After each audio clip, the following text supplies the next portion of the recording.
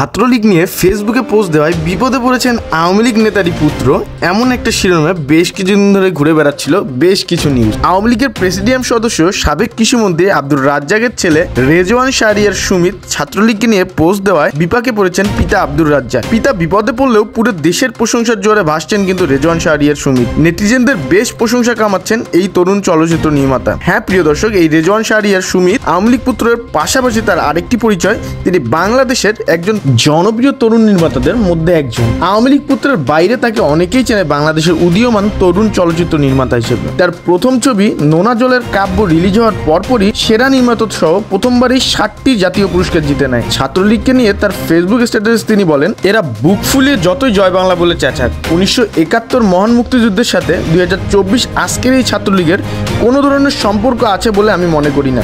আজ এরা চেতনাহীন, পথভ্রষ্ট, অর্থলোভী পঙ্গপাল ছাড়া কিছুই না।